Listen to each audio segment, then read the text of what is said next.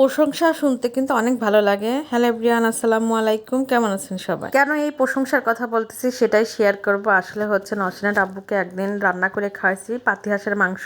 সেটা আমার মায়ের হাতে রান্নার রেসিপি ছিল। সে ভিডিও কিন্তু আপনাদের সঙ্গে শেয়ার করছি। ওই দিনের রান্না নাকি এতটাই মজা হয়েছিল, সেই প্রশংসা করতেছে সে। ওই দিন আমি যেভাবে রান্না করছি আজকে সেভাবে রান্না করব। তো হচ্ছে রাজহাঁস নিয়ে আসছে, বলতেছে তুমি এইভাবে রান্না করবে। তো আমি সেদিন রান্না করছিলাম, সবকিছু টাটকা বেটে নিয়েছিলাম। তো আমি ভাবলাম যে সেইভাবে রান্না করে, তো এখানে মশলা করে নিচ্ছি। সব মশলাগুলো করে নিলাম, রাঁধুনি, মিষ্টি সস, ধনিয়া, সব কিছু গুঁড়ো করে নিলাম, পেঁয়াজ রসুন বেটে নিলাম, আদা, সব কিছু বেটে রান্নার জন্য চলে আসলাম। সেদিন জামাকে যেভাবে রান্না করে খাওয়াইছিল সেইভাবে।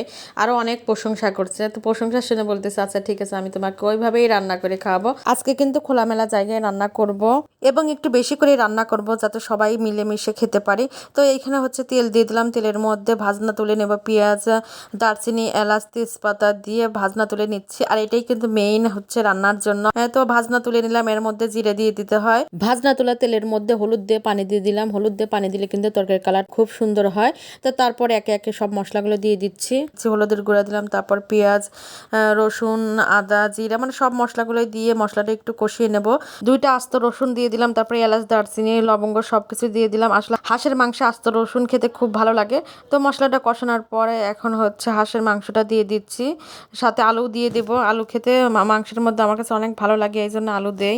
আর আজ খোলা পরিবেশে রান্না করতে কিন্তু অনেক ভালো লাগতেছে। ভাবলাম যে খোলামেলা জায়গায় রান্না করলে অনেক ভালো লাগবে, এই জন্য খোলামেলা জায়গাতে রান্না করতেছে। তো হচ্ছে মাংসটা একটু কষায় নিয়ে তার মধ্যে পানি দিয়ে দিলাম। এখন মাংস সেদ্ধ হওয়ার জন্য অপেক্ষা করি। এদিকে হচ্ছে ভাজনা বেটে নেব, বাটা জিরে দিয়ে দিলাম। তো এখানে হচ্ছে বাটা জিরে দিয়ে ভাজনাটা বেটে নিচ্ছি। ওদিকে কিন্তু মাংস চুলায় দেওয়া আছে, তো ভাজনাটা বেটে নেওয়া হলো। আর এই মাংসে হচ্ছে এই ভাজনা বাটা দিলে টেস্টটা কিন্তু অনেক সুন্দর হয় এবং হচ্ছে সেন্ট অনেক ভালো সেন্ট হয়।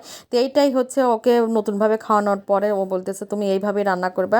আমি আগে রান্না করতাম, ভাজনা বাটাটা দেওয়া হয়নি। তো সেদিন ভাবলাম যে আপনাদের সঙ্গে শেয়ারও করি। আর ভাজনা বাটা দিয়ে রান্না করছে, ওর নাকি এতই ভালো লাগছে, বলতেছে তুমি এই ভাজনা বাটা দিয়েই রান্না করবা। তো এই জন্য কিন্তু বলছি যে এটাই হচ্ছে এই রান্নার জন্য মেইন। তো এইখানে কষানো হয়ে গেছে, মাংস কষানোর পর সেদ্ধ হয়ে যাওয়ার পর আবার একটু পানি দিছি, মাখামাখাই হবে। তার মধ্যে একটু পানি দিয়ে এখন যে ভাজনা বাটাটা দিয়ে দিলাম, একদম গাও মাখানো হবে। তো প্রায় কিন্তু হয়ে আসছে। এর মধ্যে দেখি নসনের আব্বু চলে আসছে, ও নামাজ পড়তে গেছিল। ও ঘরে ঢুকেই বলতেছে রান্না হয়েছে নাকি। আমি বললাম হ্যাঁ রান্না হয়ে গেছে, দেখো কেমন হয়েছে। তো আমি বললাম যে নিয়ে আসি। তো নিয়ে আসার পর দেখতেছে যে কেমন হয়েছে, দেখে বলতেছে না অনেক মজাই হয়েছে দেখে মনে হচ্ছে। এদিকে আমার যেহেতু বড় হাঁস ছিল সবাইকে দেওয়ার জন্য বাটিতে বেড়ে দিলাম। ওরা দেওয়ার জন্য যাচ্ছে, দিয়ে সে খেতে বসলো। ও কিন্তু রান খেতে খুব পছন্দ করে, এই জন্য বড় দেখে একটা রান রাখা হয়েছে। দেখি কেমন হয়, দেখে তো মনে হচ্ছে খুব মজা হয়েছে। খেয়ে বলতেছে না অনেক মজা হয়েছে। আজ এই পর্যন্ত, সবাই ভালো থাকবেন, আল্লাহ হাফেজ।